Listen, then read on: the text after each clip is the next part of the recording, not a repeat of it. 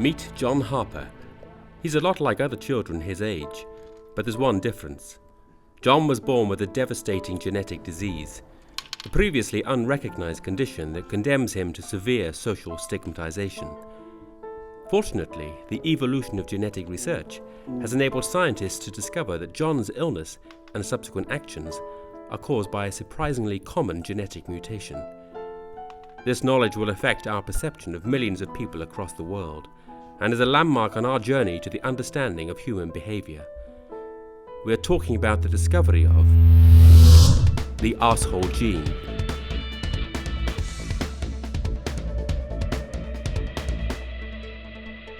This journey started here in Edinburgh, where an international team of geneticists made the discovery by accident. Marcus Ross is the manager of the Edinburgh International Genetic Laboratory. When their investigations began 5 years ago, they were only trying to understand the lack of empathy in some individuals.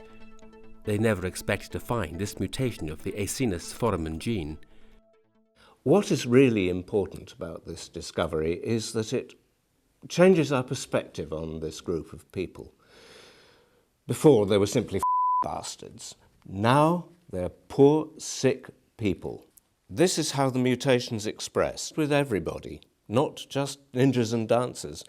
They're the kinds of silhouettes I found. And the robots represent normal kids. No superpowers, nothing like that. The point is that the gene is recessive, so even if your parents aren't arseholes, the child can be. And this opens the door to a global spread of information, to a world of undiagnosed patients. For Joseph and Anne, it was shocking to discover that their only son was an arsehole. Well, being a first-time mom, I didn't really know that it was a problem until my babysitter actually said to me, "Look, he's not like the other children I have had. He's being a little and I actually want to strangle him in the bathtub." And those were her exact words. Right, yeah. And I don't know, I mean, we just thought he was normal, you know, because after all children are, little heads. But it turns out in John's case that his behaviour was due to the disease, it really wasn't his fault, which is really frustrating, because I can't punish him like I want to. And I mean, that's the worst part. I can't actually say to him that what he's doing is wrong. He doesn't understand it, and I can't blame him, and I can't fight against it. And sometimes I just feel like I want to run him down with my car. I really do. Yeah. The implications of this discovery will affect all aspects of society.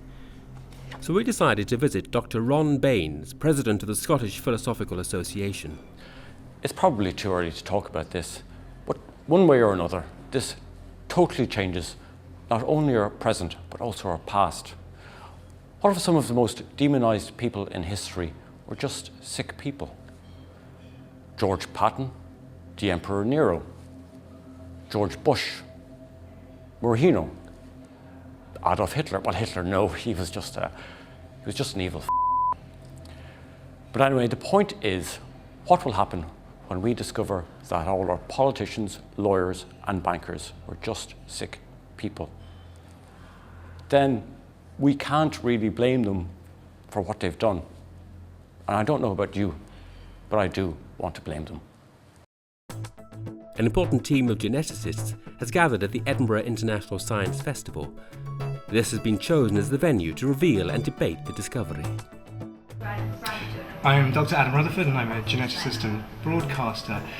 And I think that the discovery of the arsehole gene it's a major step forward in understanding this really significant condition that many people suffer from. The phenotype of being a massive arsehole is going to be explored over the next couple of years now that we know exactly the genetic cause of being a total arsehole. So I look forward to those results as soon as they start coming in. But why do arseholes exist? How does the mutation occur? The change, in fact, is quite simple and begins inside the brain. For some reason, yet to be explained, the DNA of some brain cells develops a fifth nucleobase. As well as cytosine, guanine, adenine, and thymine, arseholes also have what scientists have named nastanine, an extra and very annoying nucleobase that messes everything up. At this point of the investigation, we can only detect the existence of the mutation rather than treat it, which is a shame.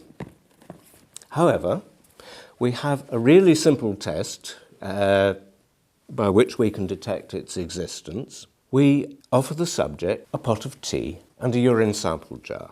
And if he's an arsehole, he'll pee in the teapot. Obviously, we can do a genetic test, but this one turned out to be simpler and cheaper. That comes as a welcome revelation for Michael Stevenson, who has, despite continued scepticism, fought for years to get government and society as a whole to accept his belief that this was an illness. What's with that camera, will you? Some of us are trying to play. Jesus! I've always known I was a sick person. I've known for years. At last, there's some sort of recognition for people like me. I've been fighting hard, very hard for this time to come. I've been campaigning in newspapers, we can see here, writing to several newspapers, including Chinese ones, just to try and get some sort of recognition for my condition, which the government refuses to acknowledge, and finally they have to acknowledge it and they have to take some sort of action for arseholes like me. I'm always cutting into queues, I like to start fights with the other customers, I keep stealing my neighbour's mail and swapping them round, parcels, wrong flats, starts all sorts of fights, it's hilarious. I mean, I can be a nice person, like when I made you that cup of tea, for instance, and I can be an arsehole, like when I spat in it. Care for a biscuit? Michael is the founder of the British Arsehole Foundation, a charity designed to help sufferers like himself. I have a support group for arseholes monthly, and this meeting's gone very well. It's very quiet this moment. It's a good one. He's created a petition to get disability benefits for arseholes. We've always been blamed for this condition, and the prejudice is still very strong in people's minds. You wouldn't believe how hard it is to get money from people, just when you explain to them it's for helping arseholes. So I've set up a website, hopefully to try and get donations, yet all I've received is abusive emails from people. No matter what happens, no matter how hard the struggle gets, I will always keep fighting. Right, I'm done. That's it. You can all off now. See ya. Now that the cause has been discovered, what's the next step in the process of improving the quality of life for arseholes? To answer this question, we decided to talk with Vincent Peddy, Public Relations Officer for the pharmaceutical company Medical Care, the main investor in the research project that led to the discovery of the Arsehole Gene. When a discovery like this comes along, the next natural step is to try and fix the problem, to try and help these people. That's why a few months ago we started human clinical trials. What's been really hard, if you think about it, you can always get an arsehole in any clinical trial, but normally you just kick them out of the group. But in this case, every person in this trial is an arsehole, and we have to keep them all in the group. It's been an absolute nightmare. As a company, we feel we have a responsibility to help society. That's why we have collaborated with the government to help inform people. What? The process to inform the general population is starting. There's a concerted information campaign on the streets. The objective is to spread the news of the discovery in a short amount of time. Roberto Orto-Prieto, as the first celebrity to be diagnosed, has decided to be one of the leaders of the governmental campaign. The Latin American singer composed a charity song and lent his image for an advertising campaign.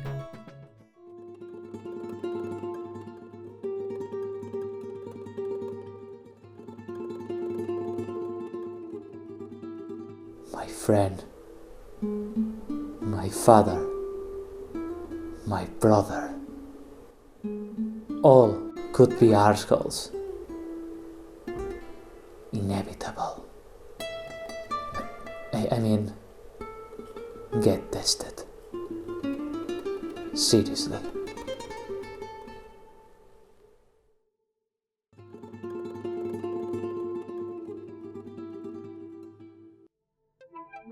How many years will it take to find a cure? Are we close to a solution?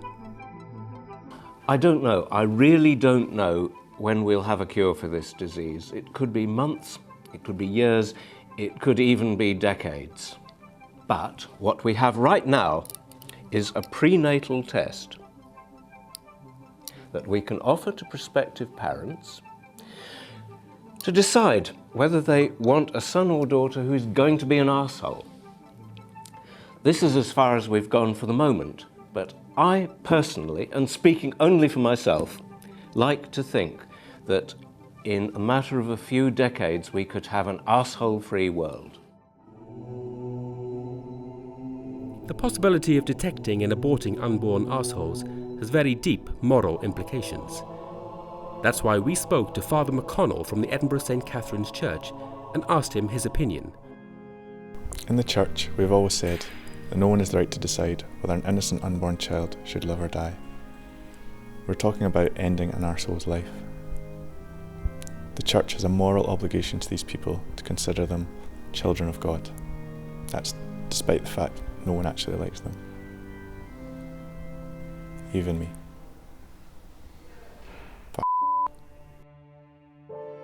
What will happen to Michael now? Stop now, come on. Hey, And what about John? It's only a game. Stop. John! And what will happen to the other arseholes whose faces we are not allowed to show because they refused to sign the broadcasting rights document at the end of the interview despite having been paid? The discovery of the Arsehole gene brings consequences that are many and profound, and only time will tell how this will affect us all. The one thing we can be sure of at the moment is the one thing everyone suspected since the very dawn of civilization. The world really is full of arseholes.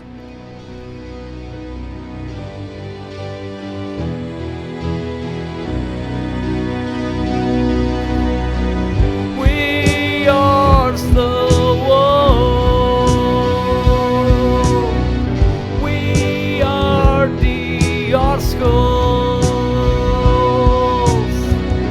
We are the ones who make a crappy day a nightmare, brother.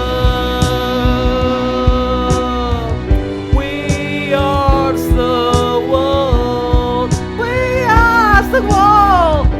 We are the arseholes. We are the arseholes. We are the ones who make a crappy day a fat nightmare, brother.